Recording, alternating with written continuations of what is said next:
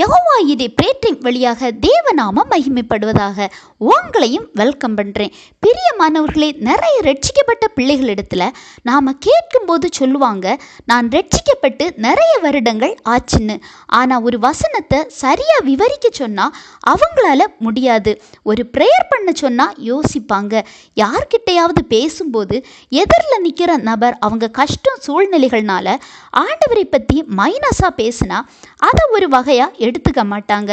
அவங்க பேசுகிற வார்த்தை இவங்க இருதயத்தில் எந்த ஒரு அசைவையும் உண்டு பண்ணாது.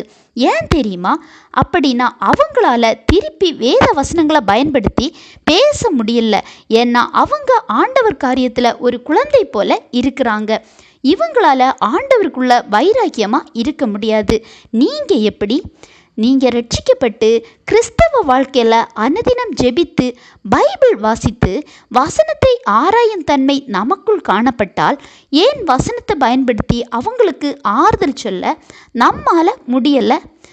வேத வசனம் ஆயுதம், ஒரு அம்பு மாதிரி. அதை பயன்படுத்தும் போது எந்த இருதயம் கல்லாக கரைஞ்சிடும்.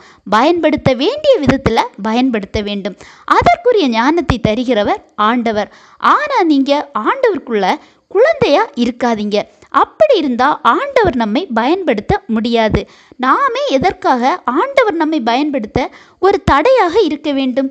1 கொரிந்தியர் 3:1 பார்க்கும்போது, மேலும் சகோதரரே, நான் உங்களை ஆவிக்குரியவர்கள் என்று எண்ணி உங்களுடனே பேசக்கூடாமல் மாம்சத்திற்குரியவர்கள் என்றும் கிறிஸ்துவுக்குள் குழந்தைகள் என்றும் எண்ணி பேச வேண்டியதாயிற்று அப்படின்னு நாம் பார்க்கலாம். அதாவது ஏன் மாம்சத்துக்குரியவர்கள் குழந்தைகள் என்ற வார்த்தையை சொல்கிறாருன்னா, வசனம் இல்லாத இருதயம் ஆவிக்குரிய வாழ்க்கையில் நிலைத்திருக்க முடியாது. எனவே மாம்சீகம் கிரியை செய்ய ஆரம்பிக்கும். வசனம் அறியாமல் குழந்தைகள் போல காணப்படுறோம். இதுதான் உண்மை. இப்போ நீங்கள் உங்கள் கிறிஸ்தவ வாழ்க்கையில் ஒரு கணக்கீடு செய்து பாருங்க.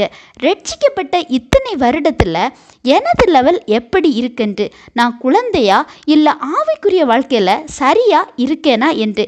அப்படி இல்லைன்னா உங்களை ஆண்டவர் சமூகத்தில் ஒப்பு கொடுங்க.